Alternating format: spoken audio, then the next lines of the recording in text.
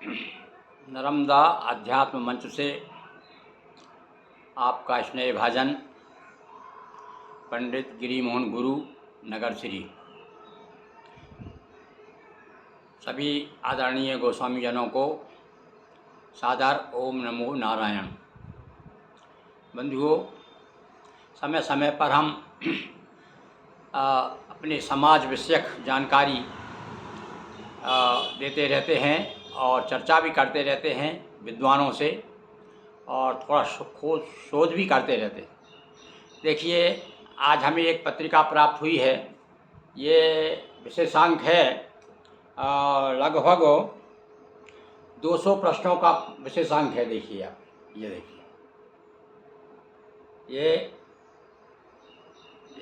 ये फरवरी मार्च 2022 में प्रकाशित हुआ है। भोपाल से एक संस्था है तुलसी मानस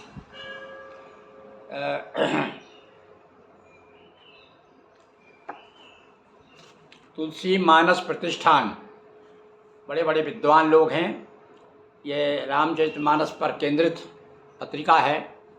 इसमें एक लेख, एक पंडित जी हैं रघुनंदन शर्मा, श्री शर्मा जी ने एक लेख लिखा है और उस लेख का शीर्षक है वर्ण व्यवस्था और सामाजिक समरसता। वर्ण व्यवस्था, तो वर्ण व्यवस्था में के बारे में चर्चा करते हुए उन्होंने बताया कि ये वर्ण व्यवस्था कैसे बनी, और उन्होंने महाभारत के शांति पर्व का एक उदाहरण दिया है। तो आता है, मुझे अच्छा लगा कि शांति पर्व, देखिए महाभारत में भी वर्ण व्यवस्था के बारे में क्या बताया है। बताया कि भैया क्षत्रिय कौन है, वैश्य कौन है, ब्राह्मण कौन है, शूद्र कौन है, ये विशेषता बताई है। तो मैं आपको केवल अपनी तरफ से कुछ नहीं, ये पढ़ के बता रहा हूँ। तो अपने विचार करें कि गोस्वामी जन जो है चारों वर्णों में उनकी स्थिति कहाँ है।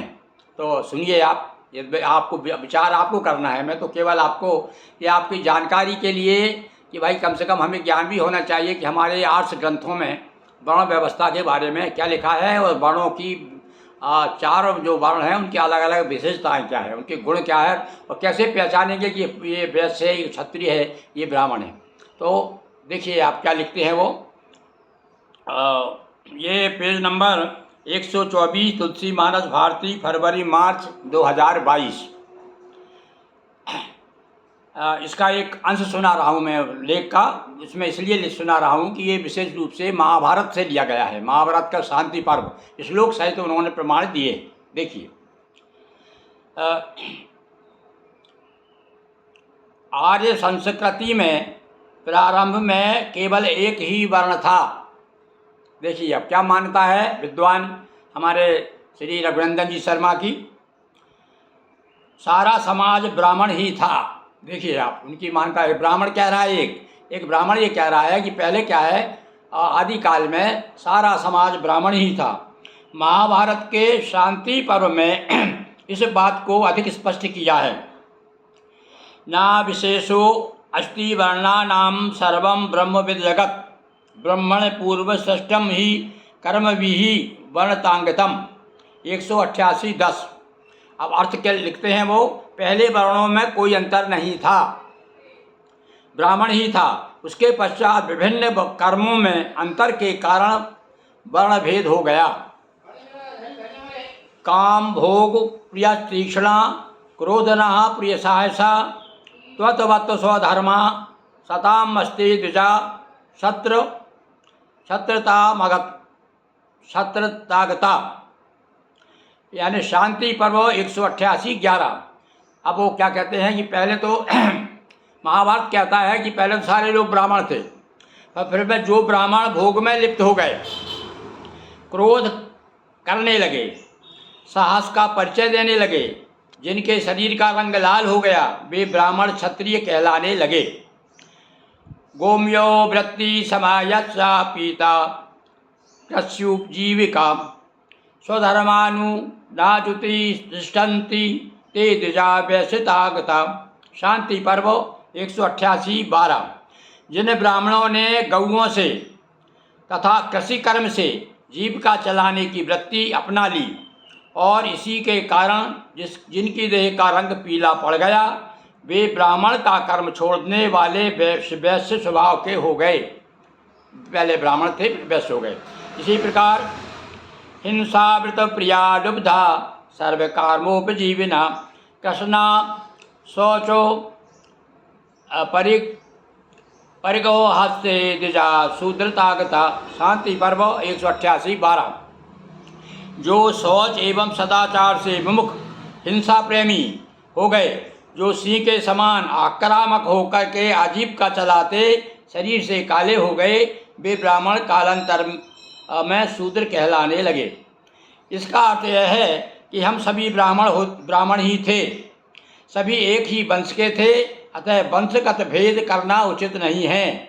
वर्ण के साथ रंग का उल्लेख करने को कुछ विद्वान उस समय रंग भेद था तथा रंग भेद से ही वर्ग विभाजन किया ऐसा मत व्यक्त करते हैं, किंतु ऊंच नीच का भाव नहीं होने से रंग भेद होने के तर्क को स्वीकार नहीं किया जा सकता।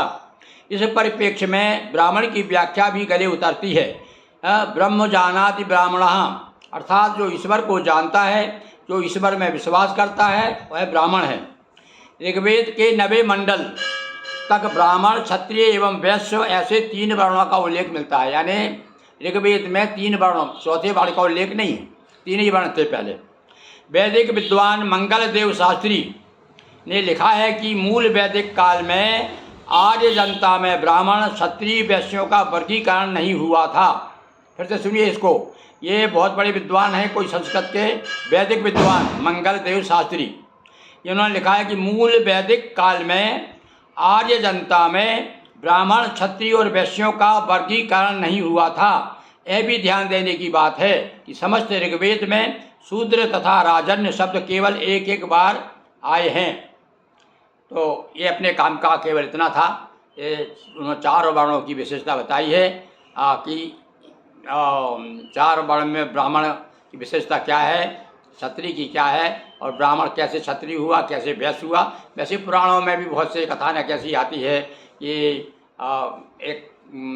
एक राजा के पुत्र अलग अलग हैं, तो कोई ब्राह्मण हो गया और कोई जाके वन में चला गया, ऐसा कथानक आते हैं। तो इससे अपना अनुमान लगाएं कि अपने भी विचार करें कि भाई अपना गोस्वामी का स्थान कहाँ पर है। ये अपने विचारने की बात है, ये मतलब किसी को ना तो बताने की कि भाई आप ऐसा अपने आप को अपना ऐसा मानिए। अब बस खास बात ये है, यहाँ ये कहना चाहता है लेखक कि यदि आपका आचरण शुद्ध है तो आप जो है बिल्कुल श्रेष्ठ, अपने समाज में श्रेष्ठता, गुरुता को प्राप्त होंगे। बहुत बहुत धन्यवाद। आपकी प्रतिक्रिया की मुझे प्रतीक्षा रहेगी। ओम नमो नारायण।